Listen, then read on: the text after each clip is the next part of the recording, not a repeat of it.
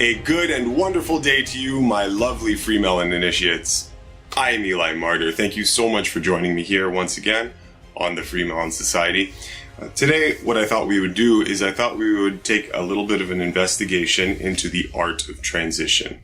Okay, when we're trying to go from some type of standard diet, standard conventional diet, and we're trying to implement some sort of dietary reform to get our diet in line with physiological harmony, okay? A return home to the natural diet. So the transition between those two states can sometimes be tricky. So what I want to do is I think I want to give the basic groundwork for how you have to look at transitioning from something not good to a reform of the diet, to something that looks like a raw food, plant-exclusive diet. Fruits, vegetables, nuts, and seeds. Because all too often what we find is that people intellectually understand that they want to go in that direction, but then they run into the stumbling block of these obdurate addictions and hang-ups and cravings from the past they've imported into the new dietary endeavor. And some of these mistakes sometimes we don't realize we're making. So what I think I want to do is I want to start from ground zero and just give the core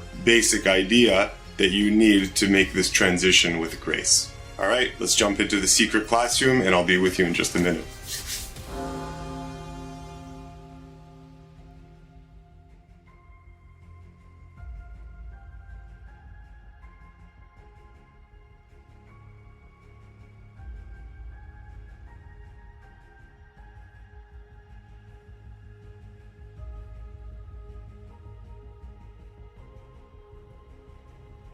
Drugs.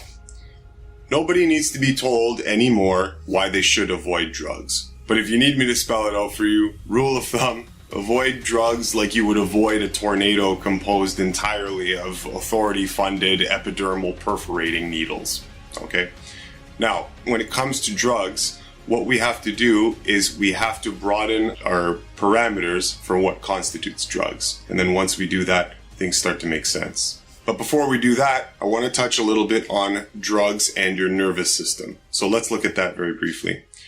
When it comes to drugs in your nervous system, what's happening is drugs are some sort of concentration or artificial aggregation of different individual chemical components that are not naturally designed to be isolated in the way that drugs are. And when they're introduced into the body, your nervous system responds to a drug, right? To an unnatural concentration of some sort of chemical elements. It responds to that by being overly stimulated. All right. Lots of drugs have different effects and you feel the effects in different ways, obviously. But generally speaking, it's an unnatural concentration of elements that have some sort of beyond natural effect or response in your body. Something that does not act in your body like a vital stimuli, okay? The difference between vital stimuli and non-vital stimuli being vital stimuli are all the things that are required for life. And non-vital stimuli are all the stimuli that are not essential, not required for life. So drugs work by overstimulating the nervous system into heightened activity. Okay? That heightened activity, your body doesn't want to live at that heightened activity. Your body always wants to bring you back down to a harmonious state of affairs. So, if you introduce a drug into your system, then that heightened metabolic activity, that heightened state of nervous sensitivity, what your body has to do is it has to dull the sensitivity of your nerves to that drug. Okay? So that when you take it, you're not being ramped up on high. Your tissues are dull to the effects of the drug. And now when you take it, there's less of a response over time. Okay? Now, let me tell you what you already know. What is the only way to cure an alcoholic, to cure a drug addict, to cure an opium addict, to cure a cocaine addict? What's the only way that we can get them off of drugs? Is it by moderating drugs? Is it by occasionally introducing them into the lifestyle twice a week, once a month? No, it has to be complete abstinence. It has to be, right? No other way. Now, this is good because I don't have to explain this more. We already understand that. Let's talk just quickly about how to resensitize a nerve, okay, or a nervous pathway. I want you to think of a nervous pathway, all right? A set of nerves connected in some particular configuration to your brain, right? That gets triggered by the stimulus of a particular food or drug or whatever it is. Okay, but let's just say drug for now. All right. So each drug has a particular configuration of nerves that drug lights up on its way to your brain. All right. So you've got the drug and a unique type of nervous pathway, right? That connects the drug to how it's received in your body, in your nervous system. Now, if you ever had like a rowing machine, okay, I'd like you to connect this sound and this idea so it sits with you. So just, play this little imaginative visualization game with me here. If you've ever been to the gym and you've jumped on a rowing machine or seen people working out on a rowing machine, okay? You know how the rowing machine works, right? You grab onto the handles and there's like kind of a big wheel that spins, right? And holds a bit of tension on the line. And as you row, it's like it starts to spin the wheel. Like that, right? Now, as you pick up speed and you go faster and faster, you notice that the sound gets more intense and more intense as the wheel starts turning faster and faster and faster and faster and faster, sounding something like this.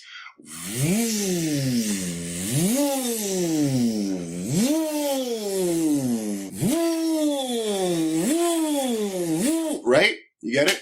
So you'd want to start to draw the analogy of pulling on that bar, right? Pulling on the rowing machine. And then the effect is the sound of the wheel spinning and then revving on high. And then what happens as soon as you stop rowing? The wheel doesn't stop spinning.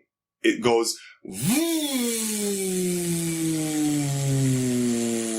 and slows down, slows down, slows down, slows down until you crank on the handle one more time, until you row once again. And then that reinitiates the wheel. So of course, what we're getting at is what is the only way to stop that wheel from moving completely so that it comes to dead stop silence. Okay? What's the only way? The only way is to put the bloody bar down and not touch the machine. There is no other way. If you continue to row, you will continue to excite that nervous pathway, or you will continue to make or produce that sound from the rowing machine if you continue to row.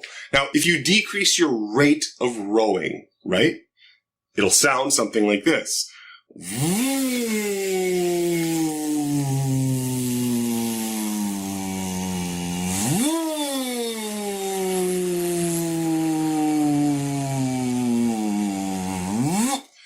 Right?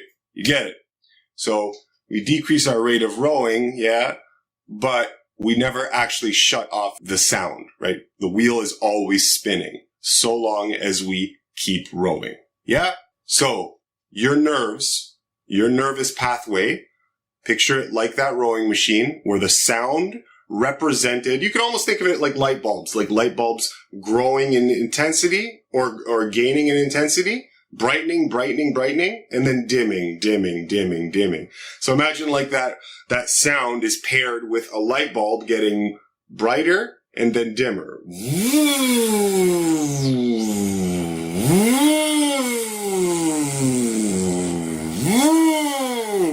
Right? You get the idea. That's what your nerves are like. So every time you intake a drug into your system, right, you light up a nervous pathway.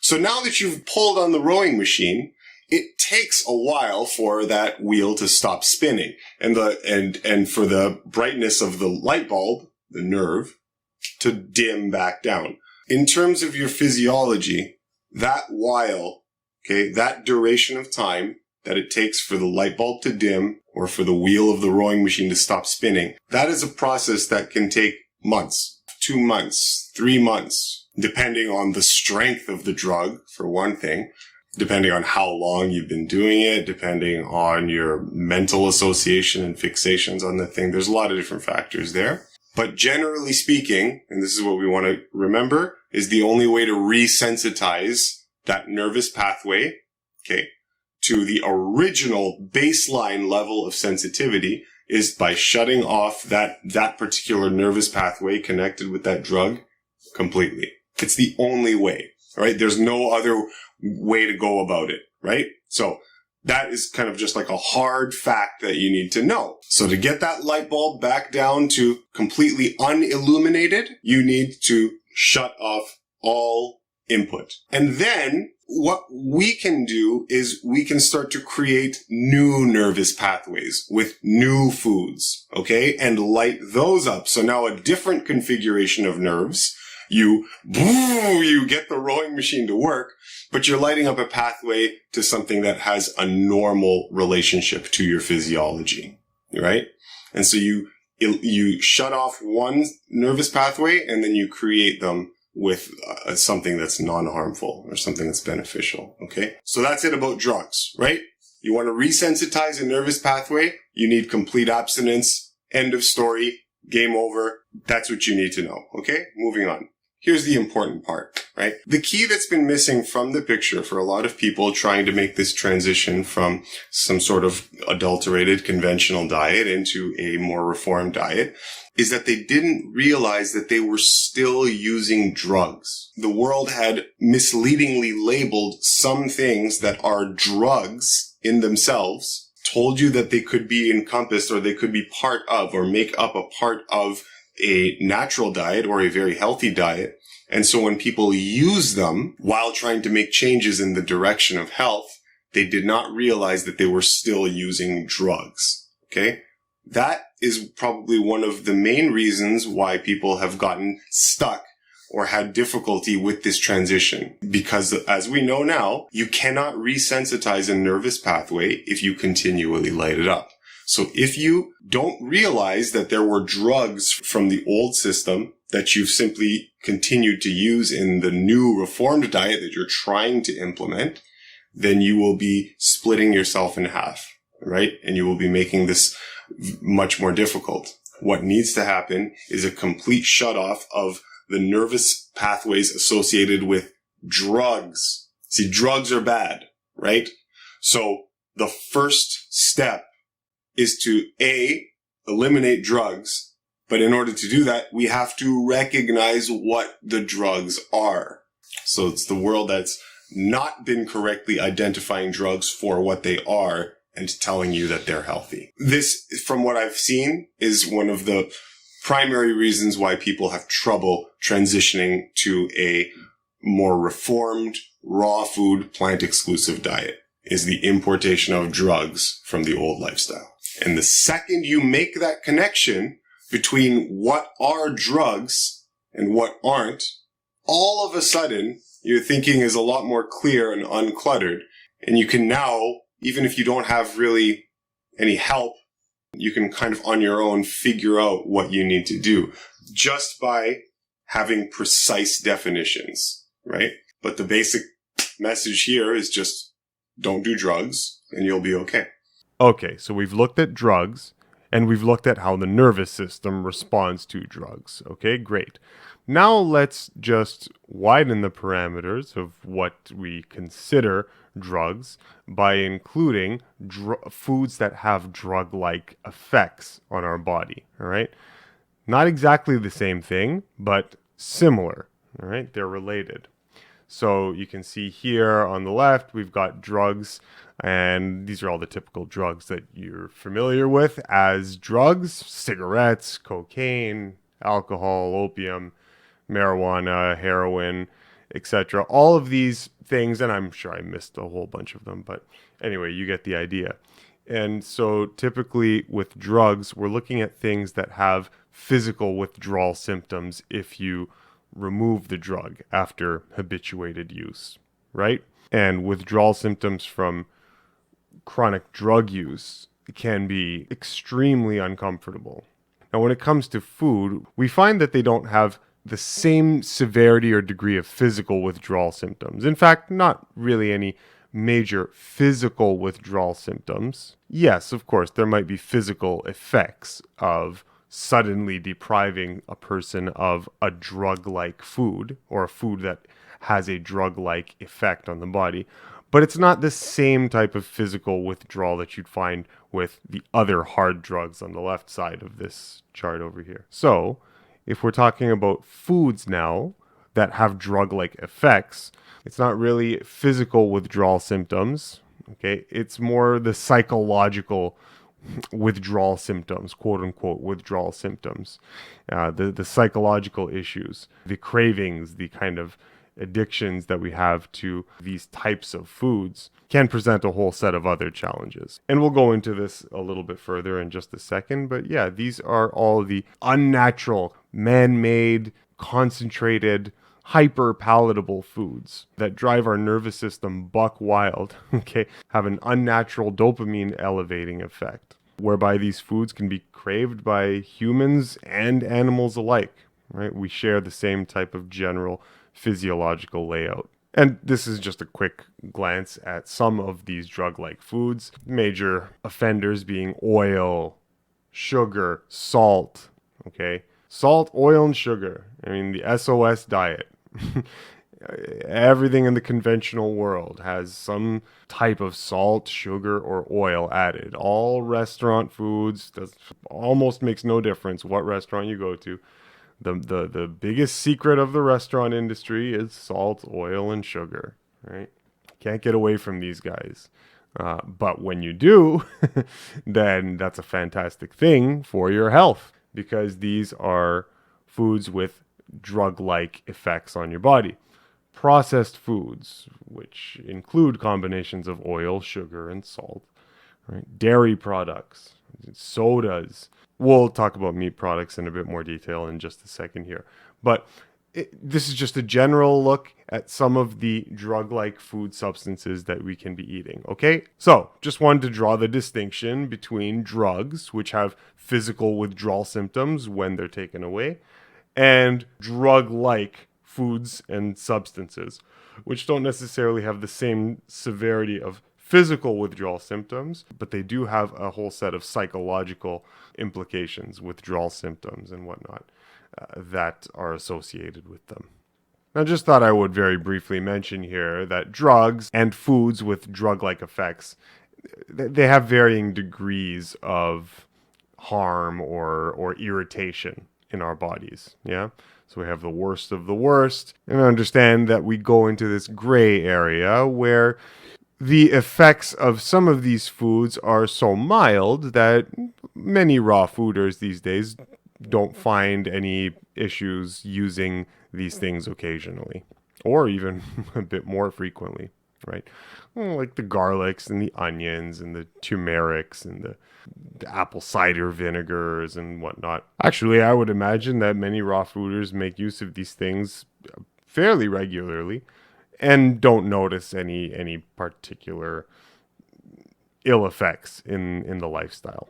I think I would just encourage people to be mindful, just to be mindful of the ideal foods that you want to be making a staple in your diet, and then those things that are less ideal, a bit more gourmet, all right, a bit more culinary in nature that you would not use all the time. But yeah, if you want to make an occasional use of them, then these things are mild enough that you can do that and be perfectly fine, right? I think over time, the longer you stick to a clean and hygienic raw food diet, okay, composed mainly of fruits and vegetables, nuts and seeds, without using too many of the irritating or the stimulating types of foods that you find in culture, I think the longer we stick to that clean, hygienic lifestyle, the less often you'd probably be pulled to use those things. I think there's just a natural shift, a slow shift that happens over time, where as you get cleaner and cleaner and a bit more sensitive, you start to just naturally shift away from using those things in your regular day-to-day life. Anyhow, just wanted to make the point here that this operates on a spectrum, right? From worse to more mild. So getting back to our discussion here, when we're talking about foods that have drug-like effects, as we're going to take a bit more of a closer look into right now, This has another utility for us in that it helps to clear up any confusion about what we should be giving up immediately and what we can afford to moderate in a transition towards the ideal raw food diet or for wherever we want to be in our eating life.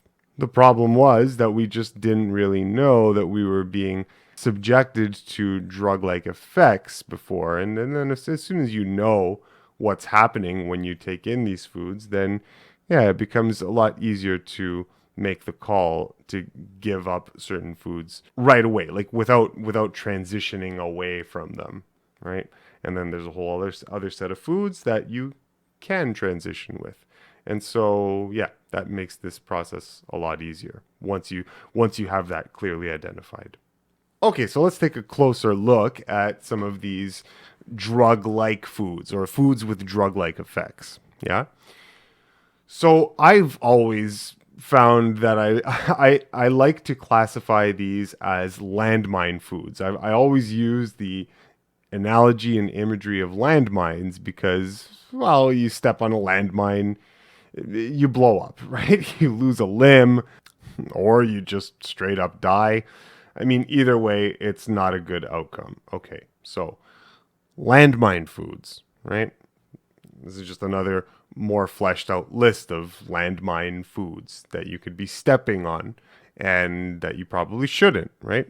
As we saw earlier, yeah, the ultra processed foods, any of the processed foods, the breakfast cereals, okay, the soda pops, restaurant style food, okay, fast food, all this kind of stuff. This is obvious, okay? Don't need to spend much time on this. Salt, oil, sugar, of course, these things are in all of those processed foods, and that by default makes them unideal landmines that you don't want to step on. Coffee, okay? Coffees and green tea, black tea, right? Stimulants. These are very, very potent stimulants that are going to wage war on your nervous system. You want to get these things out of your body so that you can bring your nervous excitation back down to calm baseline, right? Not have these stimulants running through your system and weakening your metabolic machinery over time. Flour products. I mean, this is just a highly refined industrial product, right? Look at the shelf life of flour. This stuff will last on your shelf for what, years? Over a year for sure. But I mean, it just doesn't go bad, right? This is a highly processed food. It's been completely dehydrated and pulverized, so it's hyper palatable, hyper digestible. You've turned something that would otherwise be not even remotely regarded as food, a stalk of wheat, and you've turned it into something by the end of the baking process. You turn it into a bread or whatever other flour product, and now dress it up with a whole bunch of other landmine foods, and now suddenly you've got something that you can get addicted to, right? If you ever want to see terror in someone's face, get someone who has been in the habit of eating flour products, and then all of a sudden tell them, hey, if you want to get healthier, you have to ditch the wheat. Watch the look of dread come across their face. It's a panic. And for all you guys who have given up wheat before, I mean, you know how it is. When you first come across some information about why you'd want to avoid flour products, there's that little bit of panic that says, oh my God, no, not my bread. No, right? What am I going to eat? Oh my goodness. Bread and other flour products are very highly addictive. And anyone that's been on a raw food diet for a good amount of time and then goes back to eating something like a flour product, they'll tell you. I mean, the stuff, you can feel its addictive pull. Right, it's an unnatural food, and yeah, these things I would highly encourage you to avoid them. Meat, eggs, dairy products. Yes, these things can be whole foods. You can have whole meats, whole eggs, whole dairy, right? You can. But the difference here is that you don't have the physiological equipment to deal with meat products properly because you're not carnivores. We're not omnivores either. We don't have carnivore or omnivore physiology. So in this whole lecture, I'm operating under the assumption, not the assumption, but I'm operating under the knowledge that we are a frugivorous species. Okay. So when one trophic class tries to eat the food meant for another distinct trophic class, you run into problems. And so meat will have a drug-like effect on your frugivorous body, right? That organic flesh tissue needs to go through a system very quickly and have an extremely short processing time, because if it has a longer processing time, it becomes toxic. And so, of course, our bodies are very long processing units, not like other carnivores or omnivores out there. So when we eat these things, they rot, they putrefy, they create too many waste products because they're processing for too long, and they can have drug-like effects. And vinegars, any of the vinegars, this is just straight alcohol, and we know that alcohol is a landmine, so yeah, vinegars are out. Condiments, your typical condiments, just kind of another collection of other landmine foods, the salt, oils, and sugars. Chocolate, oh my goodness, chocolate. I mean, talk about concentrated calories. I mean, it's no wonder why people have a hard time giving up chocolate. This stuff is so calorie concentrated, and our systems are primed to go after the most calorie concentrated foods that we have a physiological relationship to, a natural physiological relationship to. And nature puts a check on the upper limits of how calorie concentrated the things are that you can access easily and comfortably and whatnot. Okay.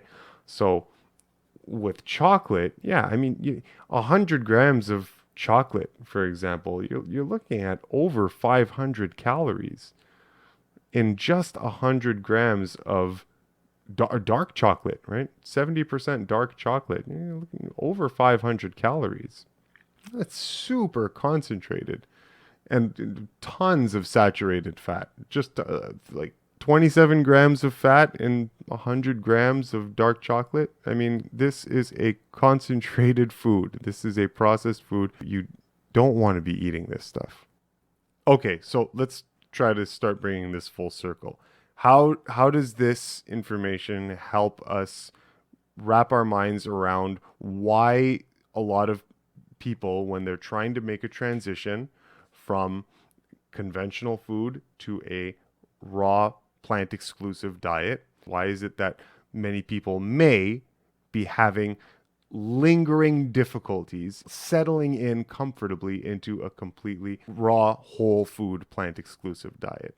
Well, how many people making this transition, if they're looking at a transitional type of diet, okay, maybe I'll eat raw foods for breakfast, have a raw food lunch, and then for dinner I'll have some sort of cooked meal, okay? And in that cooked meal, there's salt, there's some oil in whatever it is they cook. Well, salt and oil would be a landmine, right? So you've taken a landmine and you've brought it into your transition diet. And what that means is that you're still, remember, like the rowing machine, right? It means that there's still some sort of unnatural physiological heightened response to this food, right? That drug-like response to the food. And so, yes, as much as we're trying to transition away from a worse diet, we're still hyper-stimulating our system, and it's not allowing us to completely resensitize those old nervous pathways as much as you could if you were not introducing those landmines into the diet, right?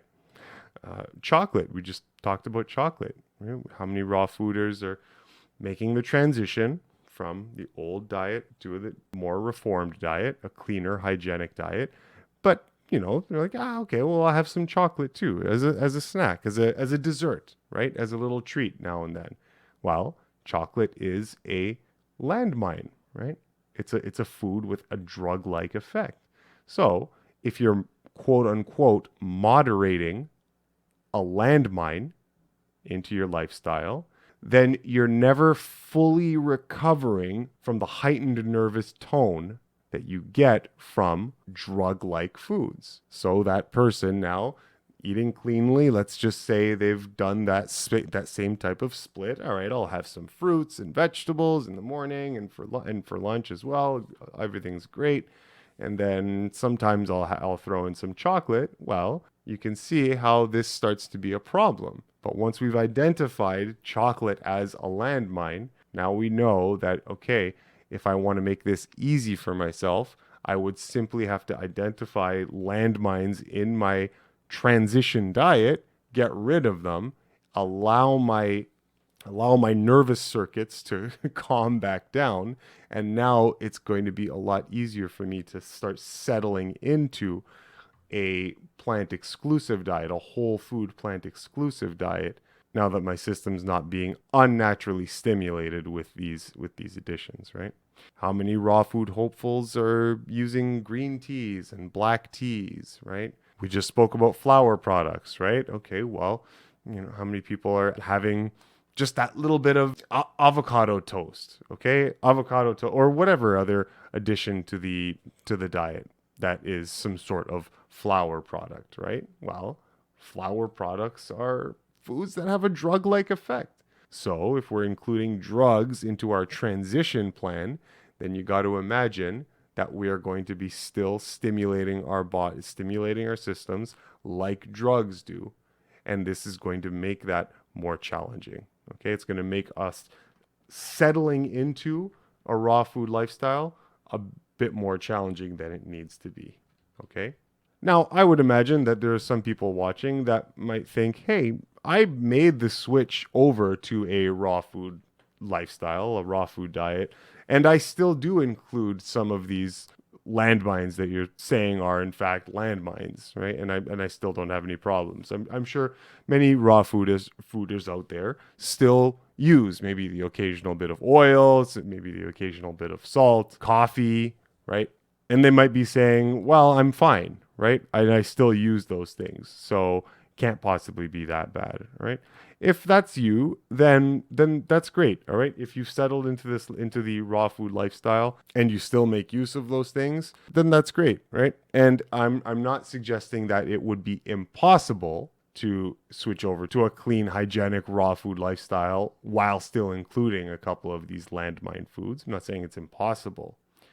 But what, of course, I am suggesting is that if we wanted to capitalize, okay, and take advantage of how our nervous system works, how our bodies work, then it would behoove us to make sure that we're not causing unnecessary amounts of trouble and remove all of the overtly unideal influences from our diet life, okay? So that the changes that we do make are less, how do I say this, are interfered with less by the influence of these addictive food-like substances.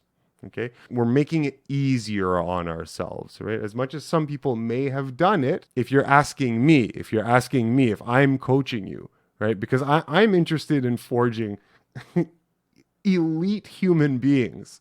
Like, I want the best out of your health, right? We're not messing around here. We want the best. Like, I'm here to forge titans out of you guys, right?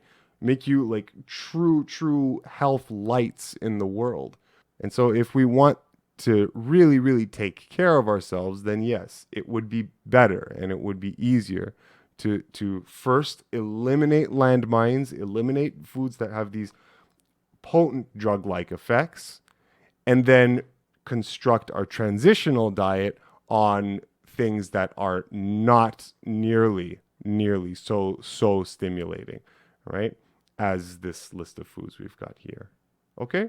Well, now that we know what not to go after, obviously we need to take a quick look at what we can go after when we're talking about what to eat on that transition over to the ideal, hygienic, raw, plant-exclusive diet. And essentially, it's whole foods, okay? Now, whether cooked or raw, everything that we want to be eating has to be whole foods. And we can use whole foods as long as they are whole and intact. We can use them, even in their cooked form, to moderate slowly into finally getting to a raw food diet. So let's say you've got your average vegetarian, okay? Eating cooked and processed plant foods, including dairy products and eggs, okay? So vegetarian. And then they get a little bit more informed and they want to switch over to a more raw food diet. So what they would do is they would extract all of the landmines out of their current vegetarian diet, all right? They would allow themselves to still be able to use cooked foods, but those cooked foods would have to be whole, okay?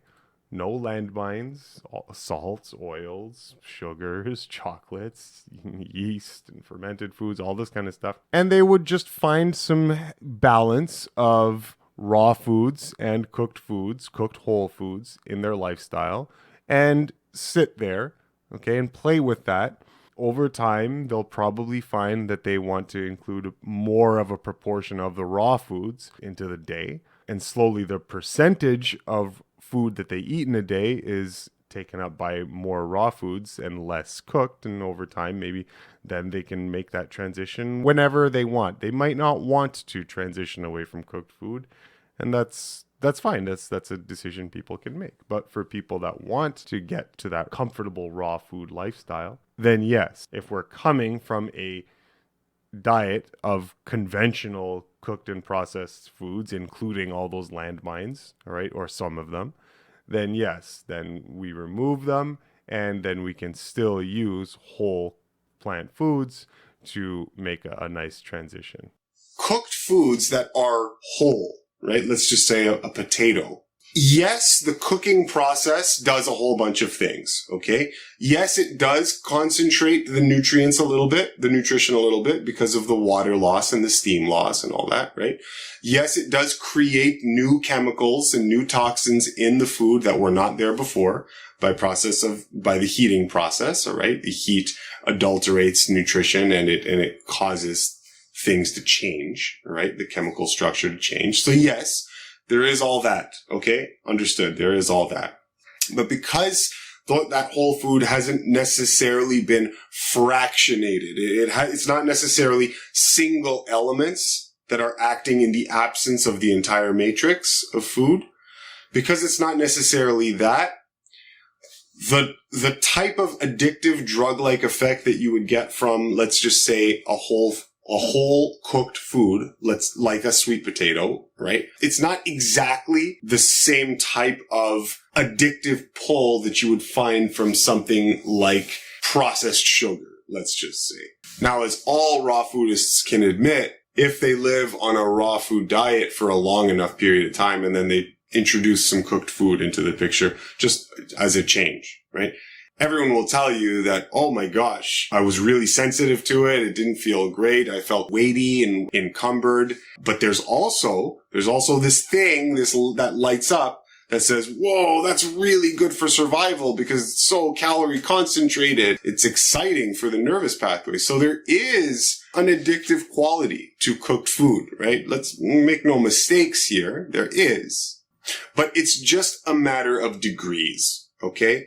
It's something that we might be able to have a little bit more luxury within moderating and progressing over time and weaning off. Whereas some of those other elements, those you would classify as things that you would want to give up right away. If you were really serious about resensitizing your body and getting comfortable on at least a whole food diet, all right, a whole food plant exclusive diet, whether cooked or raw. If you wanted to get there, then yeah, you'd want to give up the overt drugs. And then with whole foods, right? Yeah, okay, now we can be a little bit more playful, right? And a little bit more transitory. Also, the type of food that you're cooking. So if you were to cook apples or pears, for example, right? A baked apple, baked pineapple, baked whatever it is, baked banana. Those are not going to have the same pulling power, the same addictive quality as something like a cooked starch. So there's a bit of a distinction to be made from the landmines that we outlined earlier, and whole foods, right? Whole foods. Potatoes, beans, oatmeal, lentils, chickpeas, buckwheat. Okay, so you can see it here on the screen.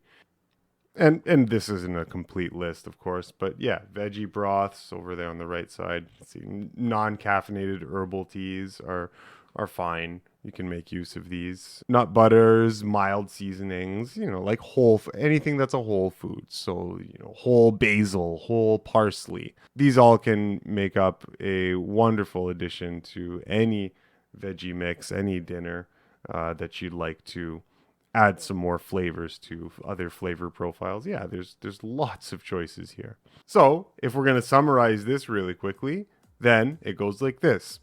Drugs are bad. Don't do drugs. There are many foods with drug-like effects. Don't do those either. All those encompass foods that you should eliminate right away. If we want to get healthier and move towards an actual hygienic, natural food diet consisting of whole raw foods, fruits, vegetables, and nuts and seeds, then what we can do is we can use any and all varieties of whole cooked foods that we need for our particular comfort, in addition to other raw foods, and we can play around with those foods until we slowly start to incorporate more and more and more raw foods into the diet, encompassing a greater proportion of our diet from raw foods, until we get to where we feel comfortable with our diet. And we can avoid a lot of the lingering addictions and lingering cravings when people are having these. It's probably because they keep reinvigorating those same stimulant pathways, those same stimulant nervous pathways, by introducing those same landmines in moderation into their transition diets. So we can facilitate that by identifying those things, removing them, and then making our transition based on only whole foods. Okay, I think that's it. I don't believe I need to run through anything else.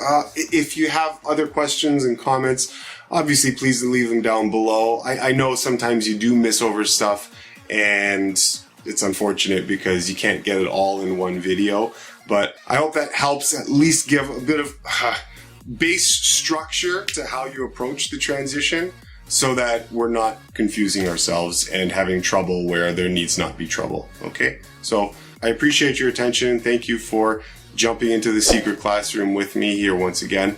If you'd like to support this channel, then please give this video and other videos a like, give it a thumbs up, subscribe if you'd like more, and I will see you next time in the secret classroom here on the FreeMelon Society. All right, love you very much, guys.